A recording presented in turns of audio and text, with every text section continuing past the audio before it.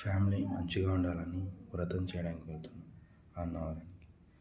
Morning around 3:30కి bus book చేశాను. తర్వాత reach అయిన తర్వాత అక్కడి నుంచి కొండపైకి బస్సెస్ అవైలబిలిటీ ఉన్నాయి. చాలా బాగుంది. సో ఇక్కడ కొండ కింద కొండ దుర్గమ్మ అని పేరు అనుకుంటా, అమ్మవారి పేరు. సో అక్కడ హోమం చేపిస్తారు. టికెట్లు తీసుకున్న తర్వాత చాలాసేపు వెయిట్ చేశాను. నేను 7:30కి రీచ్ అయ్యాను. హోమం వచ్చి 9:30కి అలా అన్నారు. సో బయటే వెయిట్ చేశాను. ఉగాదిగా అందరికీ హ్యాపీ ఉగాది. కావాల్సిన ఐటమ్స్ అన్నీ పైన అమ్ముతారు. అంటే కొబ్బరికాయ కానీ పువ్వులు, అరటిపళ్ళు కొండపైన. అక్కడి నుంచి జస్ట్ వాకబుల్ డిస్టెన్స్ తీసుకొచ్చి హోమం స్టార్ట్ అయింది. చాలా చాలా బాగుంది. చుట్టుపక్కల వాళ్ళంతా కూడా ట్రెడిషనల్గా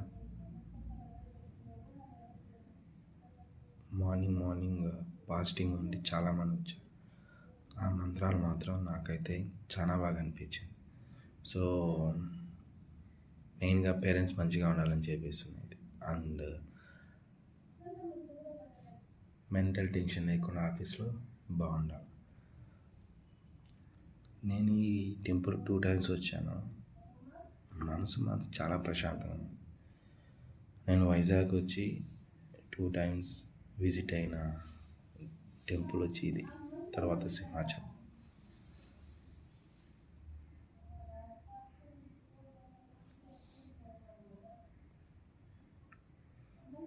అరౌండ్ 9:30 నుంచి 11 వరకు హోమం జరిగిందండి. కంప్లీట్ అయిన తర్వాత ఈ హోమం చుట్టూ ప్రదర్శన చేసుకోవచ్చు. తర్వాత వాళ్ళు ఒక కండువా ఇస్తారు, ప్రసాదం ఇస్తారు. దర్శనం ఉగాది కాబట్టి ఫుల్ రష్ ఉంది. చాలా బ్యూటిఫుల్గా అరేంజ్ చేయడం కానీ, డెకరేషన్ కానీ గుడిలో చాలా బాగుంది. ఫుల్ క్రౌడ్ ఉన్నారు.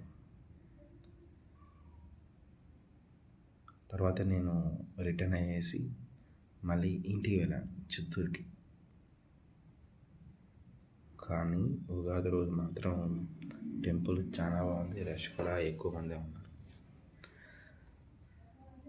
కిందకి వచ్చేసి ఇంటికి బయలుదేరదాం అనుకున్నప్పుడు క్లౌడ్ మొత్తం వర్షం వచ్చేలాగా ఉంది. ఫుల్ గాలి. మీలో ఎంతమంది అన్నవరంలో అమ్మవారి హోమం చేసుకున్నారు?